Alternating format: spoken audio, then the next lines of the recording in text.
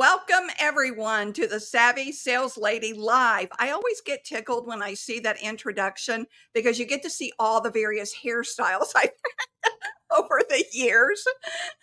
But we have someone that you're going to love, Ian Selbie. And this man worked at Apple. Yes, you heard that right. Apple for over 20 years. He met Steve Jobs. But not only that, he has developed a phenomenal system that can help salespeople close more deals. And that's what we're going to focus on today, because you and I, we've all been in that CRM nightmare, and it can be a nightmare. Not only that, but what so many people, salespeople say, and I did when I was in corporate America, and it was just another tool for the sales manager to keep track of you, right? That's the way we felt. Plus, the reporting system was just totally bizarre. I grew up in the Salesforce world. Every insurance company I worked for had Salesforce. Salesforce is not easy, as you all know that are Salesforce users. Well, we've got a solution for you as well. So before I bring in Ian Selbie, a quick commercial break. If you like the Savvy Sales Lady Live, you're really going to like the Savvy Sales Lady newsletter. It's delivered in your inbox once a week. Why don't you go ahead and subscribe? The link is in the show notes below so you won't miss this upcoming newsletter. I give you one tip to focus on each week to implement immediately into your sales day. Why not sign up and learn just a little bit more? And let's bring on Ian Selbie so we can learn just a little bit more. Thank you. Hi, Ian. Hi, Christine, and hi to all of yours. Thank you for having me on. It's an honor, truly is. Oh, well, I appreciate that you coming on to little old me. my little small channel. I appreciate it, Ian. Well, you got to tell the Steve Jobs story. The Steve Jobs story. So Apple was a near and dear part of my heart and part of my life experience. 1984 is when I joined Apple. Many of our viewers weren't alive yet. I understand and respect that. And my first sales conference, as they always were, was in Hawaii.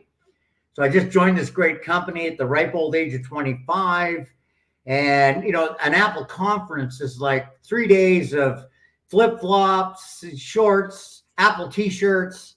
And then they said this one night, you got to bring a suit, got to dress up. It's the awards night. So we got to play the part, right? We've got to look like we're ready to win something. And so it's the pool party, the wine and cheese before the dinner. And it's around the pool. And I see Steve Jobs. I'm with my team, and I'm the youngest guy on the team. And I see Steve Jobs walking in with his t-shirt and his suspenders and his jeans and his leather sandals, looking like the coolest dude on the planet. And I'm like, I have to go introduce myself. And my older colleagues are like, don't be such a groupie. Don't. What are you doing? Don't embarrass. I said, no. I have to do this. He's the reason I joined Apple. The guy's a visionary. He's a change agent. He's making the dent in the universe. So I went over and introduced myself. We chatted, talked about Whistler and skiing. And so one of my colleagues thought, wow, that guy is brazen for a young little buck like that. And took a picture. And this isn't the iPhone days, folks. This is back with the old photos, yeah. Right? In 84. And I had it blown up and I put it in my cubicle. And when I would give clients a tour of the office, I would say, this is my cubicle. And by the way, that's a picture with Steve and I. We're good pals. So if you need any help, just let me know. I could talk to the boss for you. What a good sales line. I had a lot of fun with it. And way later, Christine, like yourself, you know, we got into our own business, and I've written, I don't know, half a dozen books. I thought, hey, there's a good place to put the picture of Steve and I, but I had it photo enhanced, right? I had it tuned up and sparkled, and I couldn't get rid of the Tom Selleck mustache at the time, but I've had a lot of fun with the picture, though. I certainly have. That's a great story and a great memory. Not only a great story, but a great memory, right? Yeah. Oh, for sure. Apple Wow. was a great place to work. They loved their people and they invested in their people. I've tried to replicate with clients and my own business through the years the culture they had. But you need to have a lot of money to invest in a culture like that, right? It doesn't come for free, right? It really doesn't.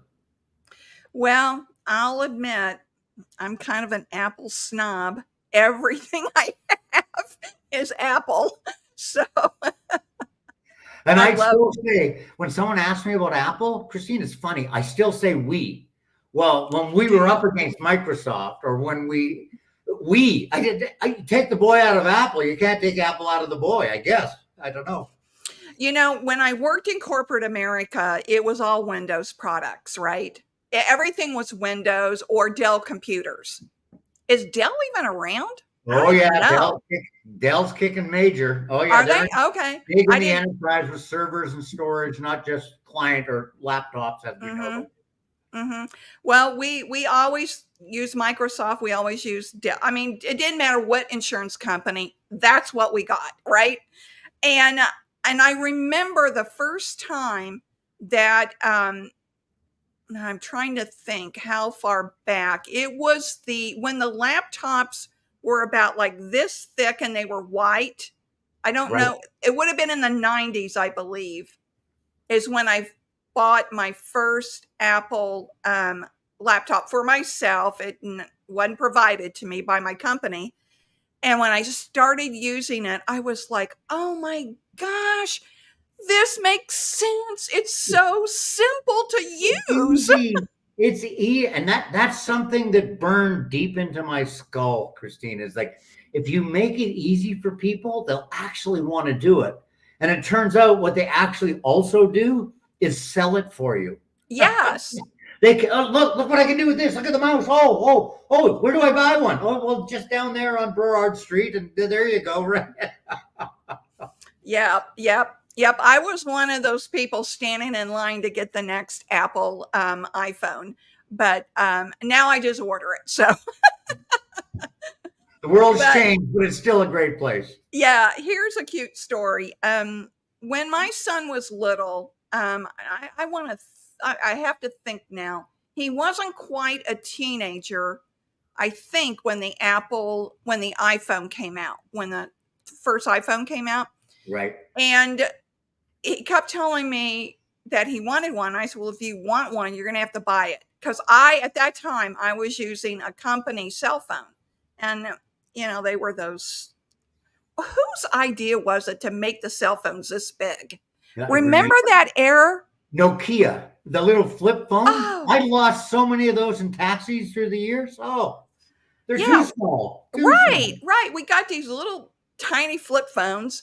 And my son says, well, I'm going to buy an iPhone. And I was like, okay, it's your money. You have to work for it and save it up.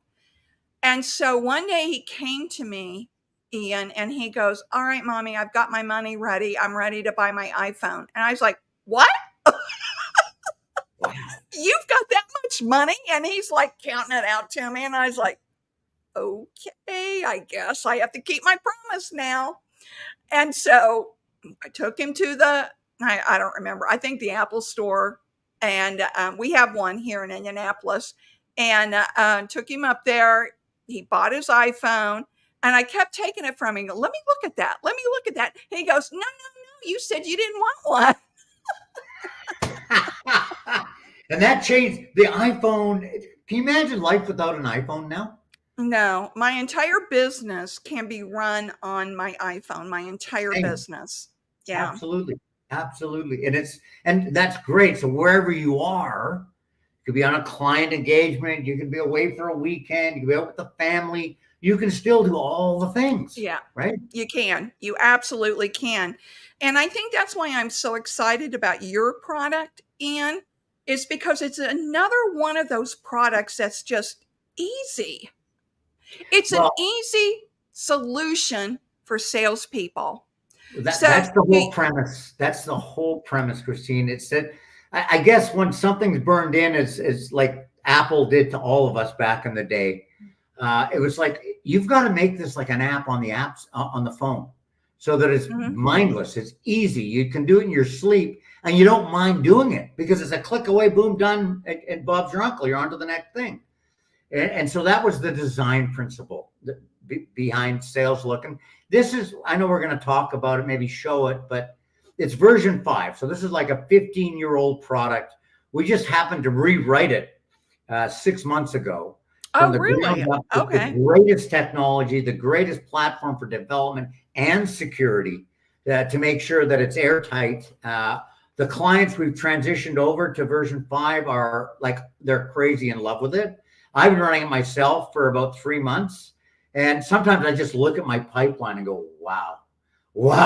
It's simple, right? So you're right. You nailed it. It is really simple.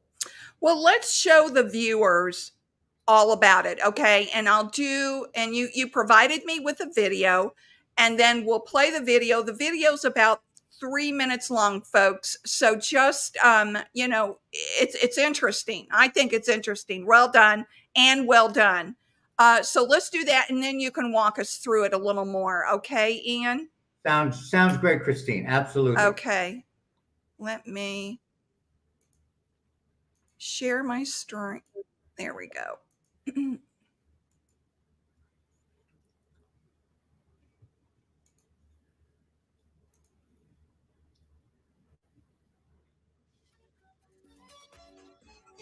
Welcome to SalesLook V5, pipeline management software for sales and leadership. SalesLook was designed by salespeople for salespeople with 2 major objectives. One, to reduce the amount of time they spend at the keyboard, freeing them to do what they do best, build relationships and sell more. And to provide a visual and easily understood dashboard to focus sales and leadership on sales success, freedom, and focus. This is the pipeline view. It contains all of the opportunities that are currently active in the pipeline at the various stages of sales process. They are interested, discovered, qualified, selected, and closed. The colors within the opportunity cells can mean anything the client wants. Many of our clients use these colors to represent different lines of business or product categories. The small flags represent source of lead. This can be website leads, referrals, Pipeline Wednesday leads, or trade shows as examples. To add an opportunity to the pipeline, you click the Add Opportunity button. If this is from an existing client, simply choose from the list or add a new client. This is where you enter the opportunity information, such as project name, deal size, close date, source of lead, associated color, and lead measurement, then save. It is that simple. And the new deal is now added to the pipeline.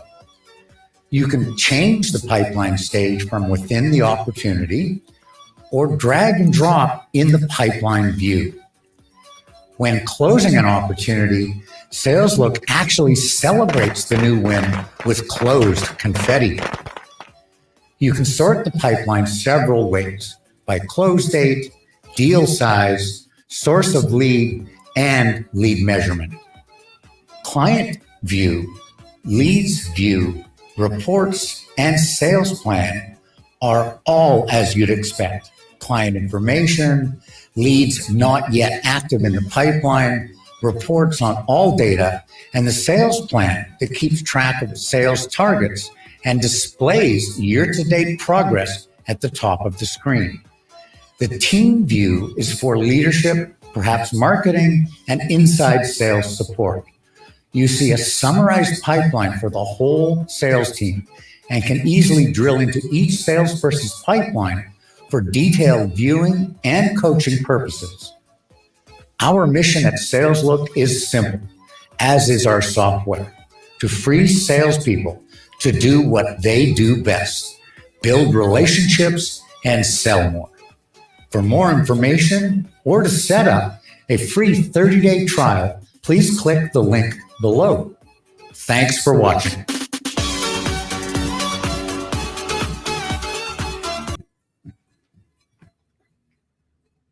Okay. Ian, okay, now here's the nerdy part of me coming out. The nerdy part of me. I love it. I love it. How easy is it to import contacts from, let's just say, from Salesforce over to this new SalesLook platform? Right. So there's a number of ways to think about that. One is to export, and I know Salesforce does this. There's different levels of integration. If another platform, Salesforce or any other CRM, HubSpot, there's many out there. If they have an open API, there can be code developed to interconnect them, so that you enter something in SalesLook and it updates Salesforce. You update something in Salesforce and it comes back and updates SalesLook, right? Oh, okay. That's not, we haven't done that yet, but there's a piece of code from a company called Dell, called Boomi, that's exactly what they do. And I know Salesforce.com has an open API, as do we. So that ability to cross-integrate, if you want to call it that, is there. It just takes some time, effort, and of course some resources. There's other ways. There's lesser intrusive ways to do that would take far less investment. Salesforce.com can export into a spreadsheet. So yes. And I've been coaching. We both have clients on Salesforce for a long time, and trying to look at a pipeline in Salesforce is I've got to always turn my head sideways and pretend to shape, because it's basically a list, right? It's basically a list. It's a list of names and maybes, right? So what is possible? We can inhale a spreadsheet that was exported from Salesforce.com into SalesLook and populate a pipeline and a client list. So now the sales rep, who is sick of spending 10 to 15 minutes every time they put a new deal into Salesforce, and it does take that long. Oh, I know. So Christine, here's my view of, and I'm not just aiming the bullet at Salesforce. I'm not.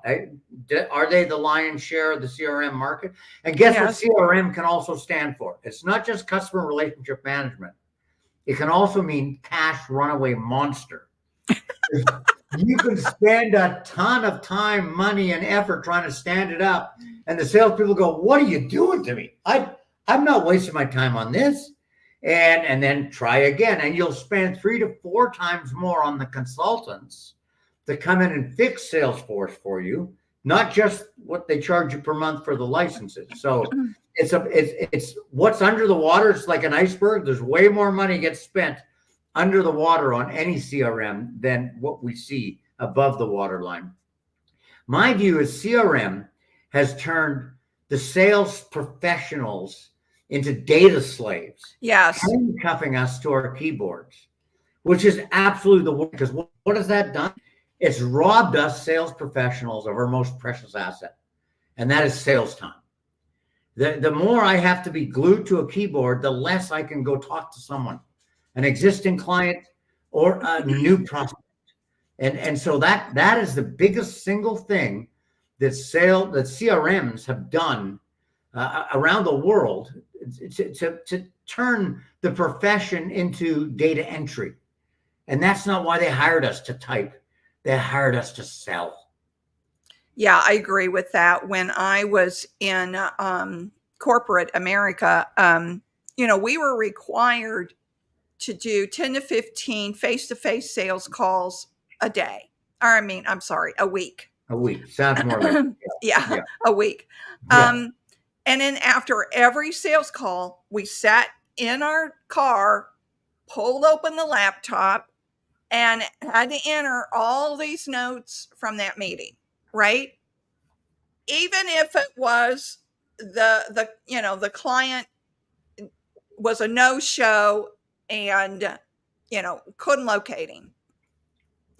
And and that in itself would take a while Oh yeah. to do that. And so I got so frustrated with that whole process. And then Salesforce came out with their app, and I didn't think their app was any better, frankly. But that was, I've been out of that whole Salesforce CRM since 2014, because that's when I started my business. And I looked into Salesforce because I knew it. But even for their solopreneur platform, I mean, it was like $80 a month. Yeah. And that's if you were happy with it out of the box, right? If you Yeah, needed yeah. any help changing it, whoo. Right. Now, your price point is much better, right, Ian?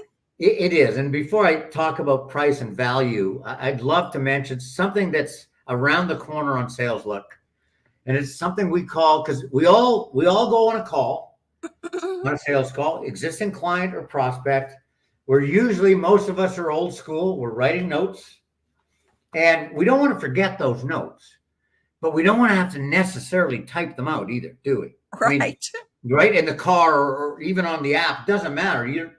So something we've got coming very soon on SalesLook is something called audio notes.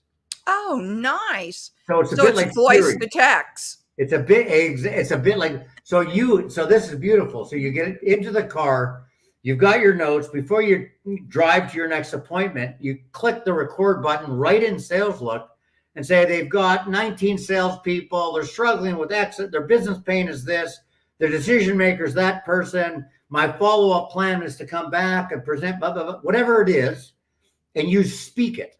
You could even be doing that while you're driving and not get a ticket. You're talking, right? So, well, not me, but but so that's, again, the whole premise of SalesLook is like, I'm on a cause. There's millions of salespeople in the world, Christine, as we know. Yeah. And what is their biggest problem? Not enough time.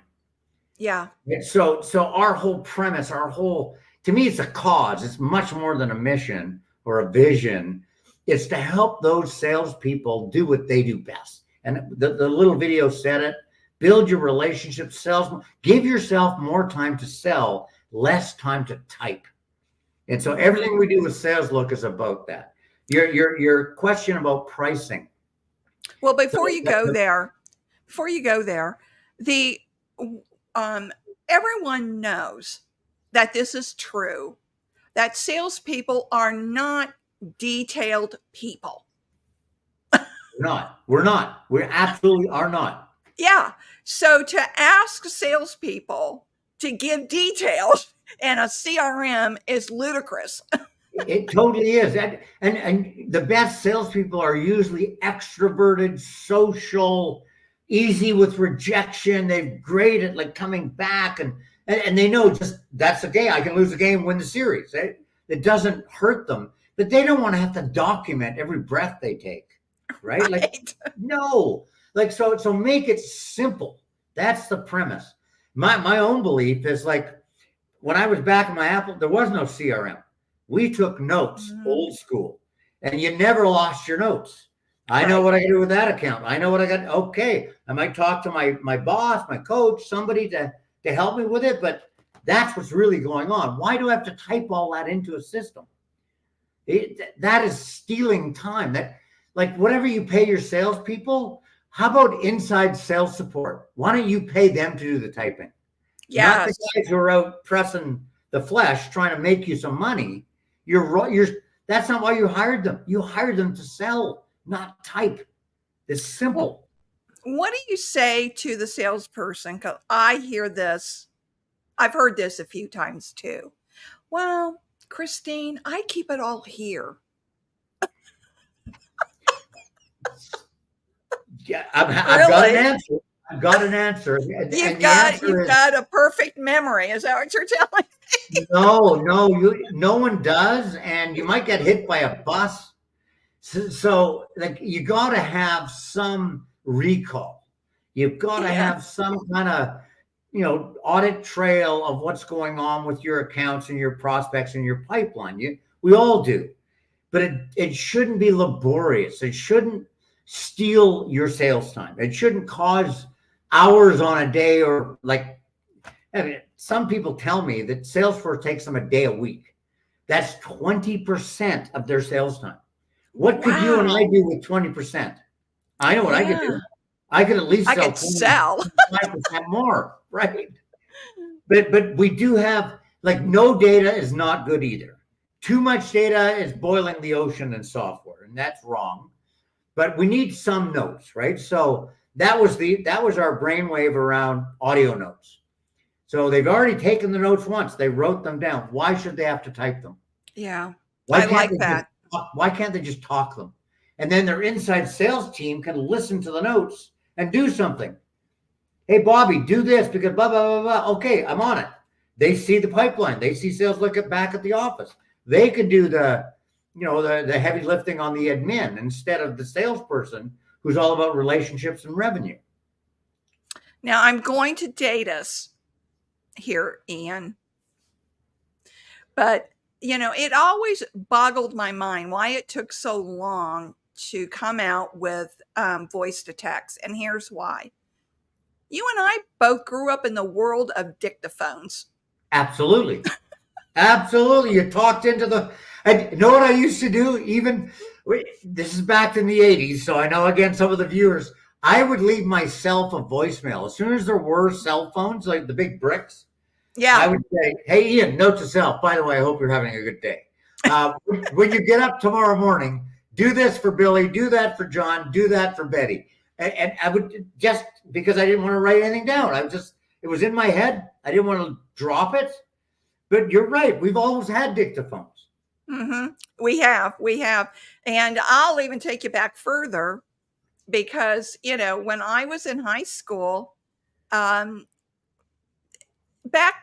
in the 70s, you were still like the guys took shop class and the women and the girls took typing and stenography. The And secretarial shorthand. jobs. Yeah, And now we shorthand. wish we had better typing skills, right? Oh my gosh. Yeah. So, I was just so glad when they finally started coming out with that voice to text because I use it a lot. Now, some people, like some of my friends who's never been in the business world, they forget to check that voice to text.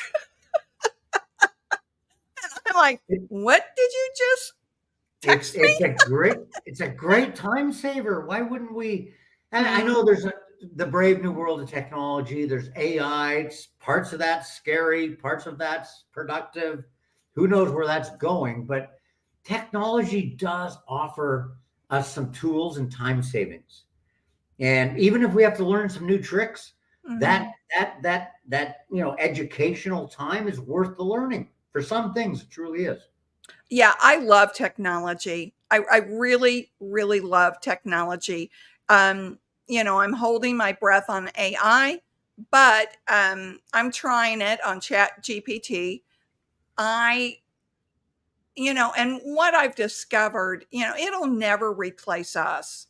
No. Maybe, a millennium from now, it might. But, in the next 100 years, it's not going to replace people. I just don't understand what the fear is around that. Do you? Well, I mean, I see it as a productivity tool for the profession of sales. There's things it can do to help us. It's almost like where evil is. And so could evil take AI and turn it into some scary, gets into our medical system, gets into our military system, that gets scary. Yeah. But from a business perspective, and you can almost tell that wasn't a human that wrote that. Yes, you can Well, tell. that's like, Robbie Burke poetry. Like, there's no way a human wrote that in 5 minutes. There's no way, right? So, Well, even on LinkedIn, when I look at posts, I'm going, "Ooh, that's AI." yes, I'd say you and I both. You can just, oh yeah, it's well said, but that didn't just flow out of your head like in a minute. It did not, right? Well, not only that, but when we write, we have a personality even when we write. Yeah. So it Oh, cannot absolutely. duplicate our personality. I've got a funny story about AI. So that little video that you watched, I went over Mhm. to one of my business partners, Andy Gray, the other one, Dan Loney, by the way. We're in SalesLook together. And Andy's he's the technology. He wrote the first few versions of SalesLook, my website, produced my podcast. The guy's a technical magician. He truly is. And so I had to come over to his place to record that little demo that we played. Mhm. And he said, before we get started, we're going to clone your voice. And I'm like, whatever, okay. So I had to read like, something that he recorded, and he was having fun afterwards. So, I'm a Canadian, so we're big hockey fans up here, right? And I'm a Yeah. Vancouver Canucks fan, being from the West Coast. And I really dislike the Toronto Maple Leafs. And I have friends that I love in Toronto, but I don't like your hockey team. I just can't, right? But so Andy with AI created this audio text of me saying, all these years, I've really never loved the Vancouver Canucks. I've been in the closet. I love the Toronto Maple Leafs, and they should win the Stanley Cup this year. And he put it out to a bunch of our friends. I'm like, oh, what have I given you? I've given you the keys to the castle. AI is scary. That's funny. Well, Morgan Freeman just came out today and said, all of this on TikTok that's using my voice is not me. That's what's going on, right? Mhm. Mhm. So there Yeah. is, AI. Yeah, I think we need to tread gently. I think the Well, I government don't needs blame to that. weigh in and have some kind of standards. I'm not all about government, folks, at all. I'm Yeah, a I'm not Catholic, either. but there's some things that are like need some kind of legislation, something to go. Are you tested? Are you certified? Otherwise, it's the wild, wild west again, and who knows what could happen. Well, and Morgan Freeman's situation, that wasn't AI that did that. That was a human that did that using Morgan Freeman's voice through AI. So, Right. Right. you can't blame it on AI. It was just doing what it was Well, told to do. that's the same thing. That the evil drives evil, and give Hmm. evil a tool like AI, they can do damage to personal reputation. Yep. Like Morgan Freeman, who's awesome, fantastic human being, or anything, business, government, military, healthcare. It gets a little scary when you start to wander a little bit with your mind on AI. Yeah, it can. It can. And the scammers too, you Oh know, gosh. Oh gosh. the ones that are using it to, especially against the elderly, saying that they're. Oh, Did you see that episode? And we're really going out there. I know. Megan, I know exactly what you're talking about. They prey on the. My mom is 91, living in a rest home, 24/7 care facility, and if she picked up the phone and thought it was one of her grandkids, I'm in jail. I need some some money, grandma. Can you? She would do it in a minute. This is terrible. this just happened to Megan Kelly. Wow. Yeah, her husband's mother was scammed. Thank God that she didn't send the money, but they were scrambling around trying to get $17,000 to get their, you know, uh, Doug's sister out of jail. And come to find out, she was sitting at home with her husband, and they had spent the better part of 2 days trying to figure out how to get this money to this supposed lawyer. Wow. And the poor mother said it just sounded just like her. It sounded just like her. That It's is so sad. good. People preying on the elderly. I mean, you shouldn't prey on anyone, but the Right, elderly right. are extra vulnerable. They're loving, they're caring. They're not all like suspicious, right? So they're like, Right. whatever. They usually have some money and they'll do it for their family. Of course they will. Yeah. Yeah. Absolutely. Absolutely. Well, Anne, I usually broadcast for about 30 minutes. We're over 30 minutes. I could talk to you for 3 hours and and I'm with I you, will. Christine. My podcast is usually 30 minutes, but when they're fun, I hate ending them as well. I know what I you're talking about. know. I know. It's like, dang. I'll have to have you back. And you know what would be fun is to tell everybody some stories from the past.